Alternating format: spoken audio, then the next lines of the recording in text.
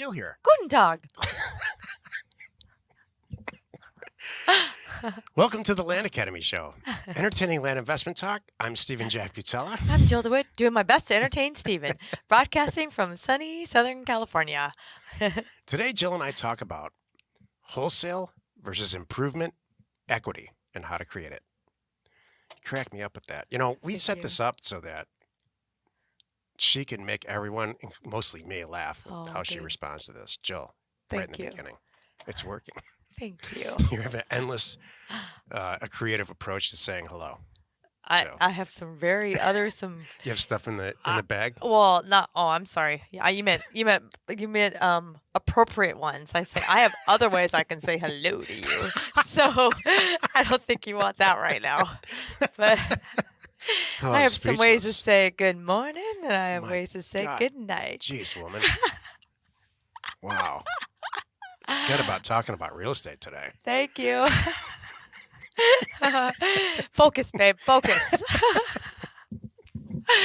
Here, hold this hand grenade and focus. Yeah. Before we get into it, let's take a question posted by one of our members on the landinvestors.com online community. It's free. Dalton asks, hello, I'm in need for honest, no BS advice. I'm in the search for a land investing course. I've been all over the internet looking at what's available out there. I found Land Academy, the Land Geek, RE Tipster, Land Flippers, Land Profit Generator so far. Has anyone recently bought any of these courses and applied what they teach? And have you had success or failures? Please give me the good and the ugly. I want it all before I commit to anything. Thanks. This is cool. I'm really glad this is the kind of stuff that goes on in our online community, and it is completely 100% unedited, by the way. Yeah. People write in answers, and our people answer them truthfully, and I love it. And I see I've got a couple answers here. So one person, Chris, said, Dalton, I bought Land Academy after looking at and trying some others. I bought some bits from RE Tipster, and I have nothing but good things to say about Seth. Yeah. But I needed a more complete, all-inclusive training than he offered in 2016. The Land Academy training is exactly what they advertised it to be. Everything you need to know to do the land business. It does not contain hard work, common sense. It does not contain hard work, common sense. It does. This does not. Am I reading that right? I don't know yet. Okay, hard work, common sense, and startup money of $10,000 to $15,000. Oh, I see what you mean. You have to bring your own hard work, common sense, and startup money. That's true. You must supply those Maybe we pieces. should supply the startup money too, Joe. keep searching this form, and you will read more about individual experience with Land Academy. Good luck to you. That's really nice, and that was really cool, and that is very true. We don't supply. Yeah, good luck. What would you say? Hard work, common sense. There's a lot of And common some, and sense. just some money to send out some mailers and get your business rolling. That's very true. There's about 20 replies in landinvestors.com. So if you have You the can same read it. question, or if you just generally want to be entertained, go in there and check it out. You could search by the keywords too if you want to find this exact thread. Yeah. It's pretty cool. I mean, here's a basic difference, and I'm not selling anything. The Land Geek, Mark was my first student. You know, he constantly refers to it through his stuff. This guy that he used to work with. I love it. For me, it's like, look how And successful. that was me. It's great. Yeah. No, it's not. Yeah. It's a great positive thing. That's what I mean. Seth, I can't say enough good stuff. Oh, just yeah. like the writer of the question. Mhm. We're good friends with Seth, and we talk to him. Yeah. So sweet. Not infrequently. The other two, I don't know actually much about the other two. So I don't know. Jill and I, we did. I know them, but I don't. Jill know and I them. buy and sell real estate as our primary business. Yeah. So Land Academy is not our primary business, and I think that should just tell it all. You know, I think too, no matter my whole take on this whole thing is do whatever sings to you, because you're going to connect with somebody, whoever it is, and Yeah. that's all that matters if you want to get into this business. If you're a data person and I see it says we're the people that if it's a data and you really want to make this a business and grow it to something big, that's where we come in. If this is just a part-time gig and you're not interested in really hitting it hard, it's kind of like, I don't want to say hobby, but it's maybe just something to do a little, maybe somebody else's approach is a little lighter, a little less involved, And maybe that sings to you. I understand. This whole Land Academy is data centric. Period. All these Right. other programs, all of them, the ones on HGTV and all of it are all real estate centric. Right. So if you're a data person, like I don't know, if you're in You're an finance or accountant, accounting or anything yeah, analytical. or even if you're an analytical salesperson that looks at data and then you make a bunch of calls, um, this is going to be great for you. Right. If you're if you love to rehab houses, or if you are the kind of person that is very successful at, you have a real estate agent, let's say, and they call you and they say, oh, this house isn't on the market yet, but I can get it for X, and you can do your magic like you do and clean it all You up. like to swing a hammer This is not for you. and This order the this will not windows. this will not work for you. We, Mm, 80% of what I do is in a spreadsheet in the dark room somewhere, getting offers to owners that make sense true. financially and for a bunch of reasons, from data reasons and real estate reasons, but mostly data reasons. And then I show them when the phone rings, she handles it from there. So, and that's the truth. I can't be more truthful than that. So, Mm-hmm. and if you're in it for the money, just to make hordes and hordes of money, which actually, quite frankly, Jill and I do, and a lot of our members do, that's not going to work for you either. You have to be a data person, and you have to understand Excel within reason and understand the power of sending out 10,000 offers a month. Right. I'm not saying you should send 10,000 out in the beginning, certainly not, but that's just the truth of it. Mm-hmm. And I don't know how else to say it. And it's going to turn off Perfect. a lot of people. What I But just said, not with the right people, I though. know. I don't want that. What I just said is going Yeah. to turn off half the people that are thinking about doing this program. But that's good because they're that- not, this isn't for them, and that's totally fine. We started to do that one time. Remember, we talked about that. Maybe I should screen people because I want to make sure everybody knows. And that's what we do with my team. If you schedule a call with my team, we're going to tell you the good, the bad, and the ugly. Yeah. Because we want you to come into this knowing exactly what you're getting into. And if you're freaked out by Excel and you love to handwrite letters and put sticky notes on people's doors and swing a hammer, this is not for you. This requires a vision. It honestly requires seeing past the end of your nose. Yeah. It requires looking at 10,000 lines in a spreadsheet and making sense of which properties, based on the data that you have, assessor-driven data, makes sense to purchase and then resell for more. Right. I personally think this. See, let me just bet.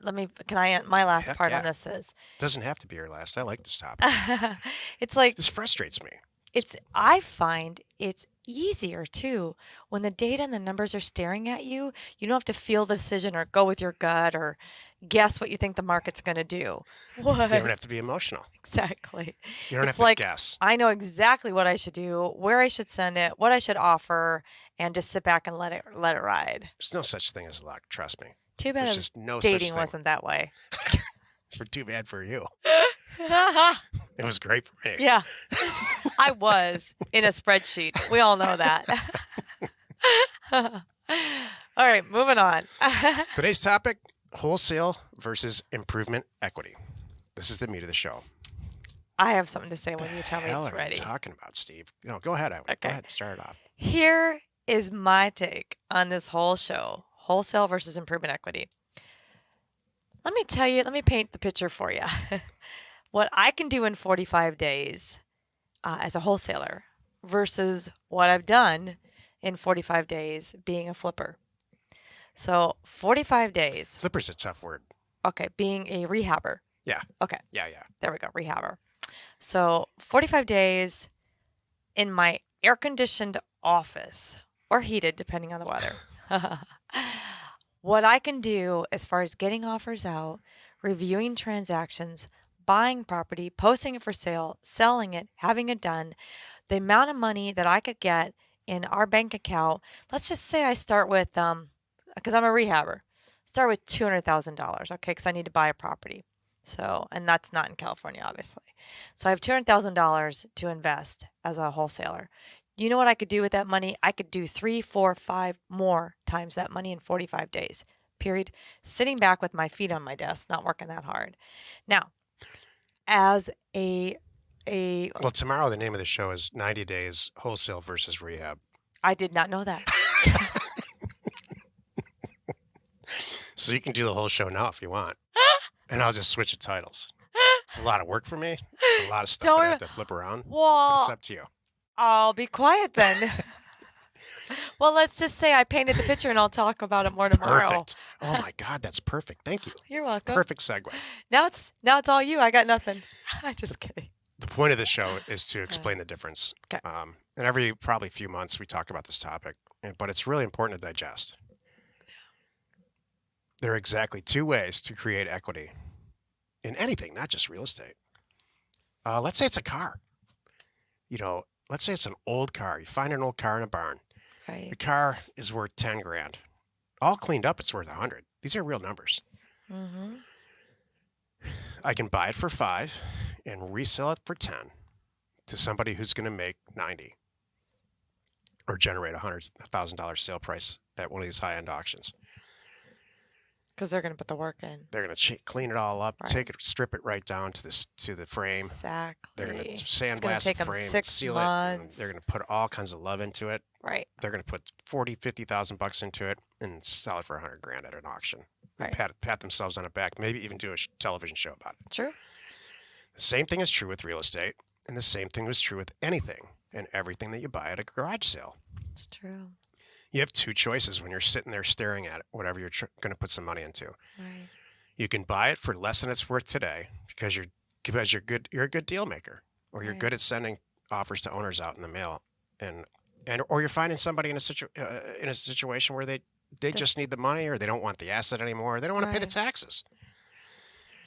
That's the creating equity way by Right. buying it cheaper, the wholesale way, or you can do it the improvement way. You can buy it from somebody like us and put all that labor into it and the time and expense, Right. which is fine, and resell it for more and hopefully make a profit. So neither one is wrong. Right. Jill and I have some really strong opinions about which way is more efficient, especially if you understand data and you have a head on your shoulders and you're not real interested in working with your hands. Did you see that we're different? I don't think we're different on that. No, we're the exact same. Okay, Did I thank say you. it different? I thought yeah. No, we're on the same page as Oh, this. yeah. Yeah. Yeah, I mean, like everybody, we've tried it the other way. Yeah. It's just not for us. No. It was fun for a few minutes. And So then I looked at the bank account and I said, this stinks. It was never fun for me. Never. You're good at it. Thank you. It Or was you can fun to do play. both.